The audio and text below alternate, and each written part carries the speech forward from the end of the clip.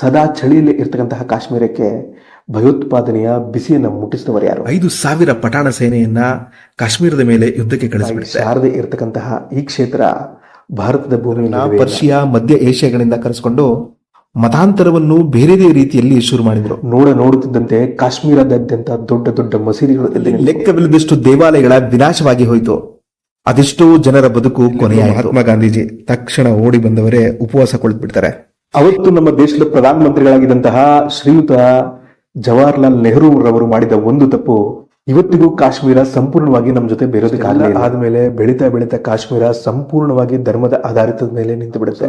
ಯುವಕರುಗಳಿಗೆ ತಲೆಗೆ ಮತಾಂಧತೆ, ಧರ್ಮಾಂಧತೆಯನ್ನ ಇನ್ನೂ ಹೆಚ್ಚಿನ ರೀತಿಯಲ್ಲಿ ತುಂಬುವುದಕ್ಕೆ ಶುರು ಮಾಡ್ತಾರೆ. ಮನೆ ಮೇಲೆ ಕಲ್ಲು ತೂರಾಟವನ್ನ ಶುರು. ಯಾರು ದೂರದ ಊರಿಂದ ಬಂದವರಲ್ಲ, ಎಲ್ಲ ಜೊತೆಯಲ್ಲೇ ಇದ್ದವರು, ಜೊತೆಯಲ್ಲೇ ಬೆಳೆದವರು.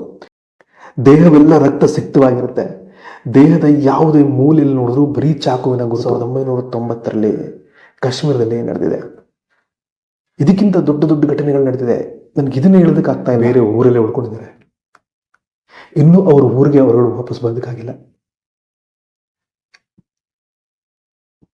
35 ವರ್ಷಗಳಾಯ್ತು ಈ ರೀತಿ ಘಟನೆ ನಡೆದು.